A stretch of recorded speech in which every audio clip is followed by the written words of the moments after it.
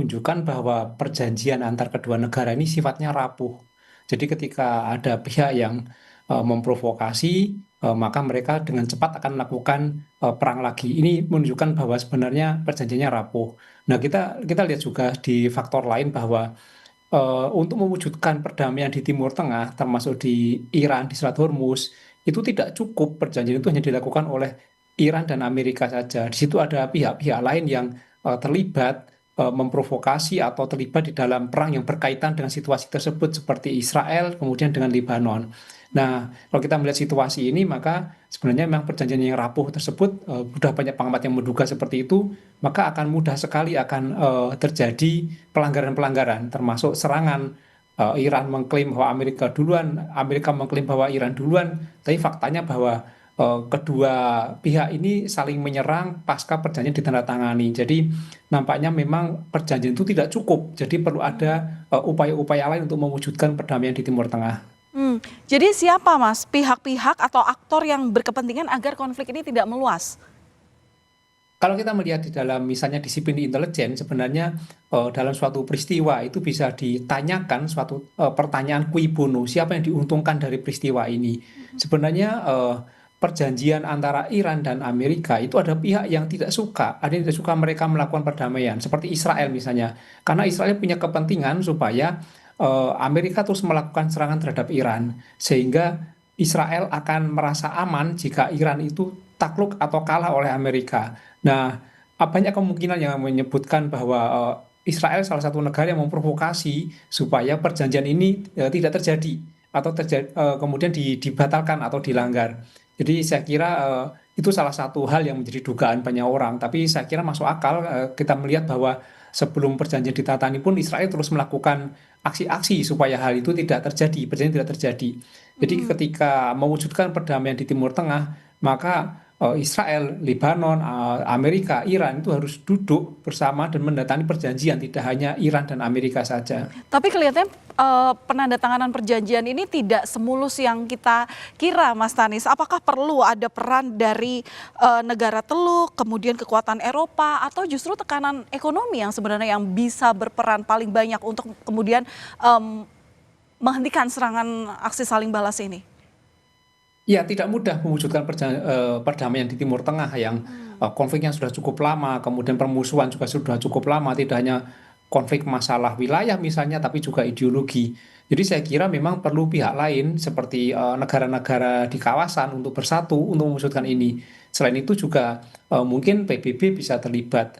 Tetapi semakin banyak yang campur tangan, itu eskalasi bisa justru ikut membesar. Makanya harus Oke. hati-hati untuk melibatkan pihak-pihak tertentu dalam urusan perdamaian ini. Saya kira yang paling bagus adalah pihak-pihak yang berada di kawasan seperti Qatar, Bahrain, Uni Emirat Arab, kemudian sudah didahului oleh Pakistan. Itu saya kira bagus untuk misalnya kemudian bersatu, bertemu untuk mewujudkan perdamaian ini. Tapi eh, negara besar itu juga bisa mendorong di balik layar misalnya seperti Rusia, Cina, kemudian negara Eropa mungkin juga bisa mendorong untuk itu. Kalau soal ekonomi saya kira eh, perjanjian kemarin itu juga didorong oleh ekonomi. Jadi faktor ekonomi politik di internal Amerika itu cukup menekan Trump sehingga Trump mengupayakan perjanjian ini dengan sangat cepat. Kemarin yang harusnya ditandatangani di Swiss tapi didahului di Prancis, didahulukan di Prancis. Tetapi kita melihat bahwa perjanjian tanpa melibatkan Israel, tanpa melibatkan Lebanon itu rapuh. Akhirnya terjadi seperti ini. Jadi kalau melihat dari dinamika yang terjadi sampai dengan hari ini, apakah peluang perundingan damai ini masih realistis, Mas Tanis? Ya, kita harus optimis bahwa perdamaian akan terjadi. Itu adalah komitmen harusnya semua pihak untuk mewujudkan perdamaian. Jadi arah kita harus sana. Kita tidak bisa memihak Amerika, memihak Israel, atau memihak pihak yang berperang. Jadi kita harus mendorong bahwa semua pihak yang di kawasan, misalnya pihak negara-negara Timur Tengah itu untuk bersatu. Saya kira ketika mereka mau bersatu, bertemu, perdamaian bisa terwujud. Kuncinya adalah mau bertemu. Kalau kita melihat bahwa perjanjian antara Amerika dan Iran itu tidak didahului dengan pertemuan. Mereka menandatangani secara digital di tempat yang berbeda.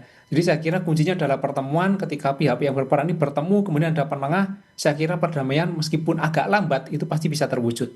Ya, Mas, tapi kalau melihat dari konflik sebenarnya yang terjadi hingga saat ini antara Amerika Serikat, Iran, dan juga Israel, ini ada 3 batu sandungan. Yang pertama adalah soal keamanan Selat Hormuz, kemudian juga program nuklir Iran, dan yang terakhir adalah konflik melalui kelompok proksi seperti Hezbollah di Lebanon.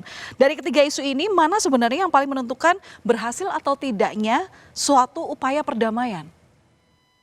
Ya, poros-poros perlawanan memang sangat menentukan ya, karena mereka memang melakukan perlawanan-perlawanan terhadap pihak-pihak yang menjadi musuh mereka, dan ini cukup cukup cukup menjadi dinamika yang penting di Timur Tengah seperti Hizbullah, kemudian Houthi dan lain-lain, seperti di Palestina juga ada Hamas. Tapi isu lain seperti Hormuz ini kan juga menjadi pertanyaan besar, apakah memang sebenarnya ini hanya dimanfaatkan oleh Iran untuk menjadi sistem baru, kemudian mereka mendapatkan keuntungan, atau memang ini sebenarnya adalah secara tiba-tiba muncul karena memang ini menjadi senjata Iran untuk mewujudkan keinginannya itu. Dan hal lain seperti nuklir misalnya. Saya kira Iran sudah clear ya, bahwa pemimpin tertingginya juga sudah mengatakan tidak akan menggunakan nuklir sebagai senjata. Itu ada maklumat saya kira yang dilakukan oleh yang seperti itu. Jadi nuklir yang mereka gunakan adalah untuk kepentingan yang lain, kepentingan non perang. Jadi saya kira ini bukan mana yang lebih tinggi, mana yang lebih besar, tapi saya kira ini 3 masalah yang harus diselesaikan bersama-sama. Jadi tidak bisa dibobotkan mana yang lebih besar, tapi memang ini secara paralel harus diselesaikan bersama-sama. Jadi memang ini masalah yang sangat kompleks, yaitu banyak banyak penyebab dan banyak aktor yang terlibat. Jadi tidak mungkin selesai dalam sekejap. Jadi perlu bantuan banyak pihak, terutama untuk duduk dan berunding, bertemu. Ini saya kira menjadi kunci awal perundingan. Selama mereka tidak bertemu, hanya menandatangani secara digital dari jarak jauh, saya kira perjanjian itu sangat rapuh. Mas Tanis, tapi kalau melihat dari model serangan dari kedua negara, menurut Anda serangan yang saat ini terjadi itu kedua negara saling menunjukkan kekuatan mereka atau memang keduanya ini sudah menunjukkan bahwa mereka siap perang dalam jangka waktu yang panjang? Ya, saya kira ini belum serius ya, belum serius. Maksudnya memang perang untuk menghancurkan tidak. Kita meyakini bahwa Amerika punya kekuatan besar untuk rudal, kemudian pesawat tempur.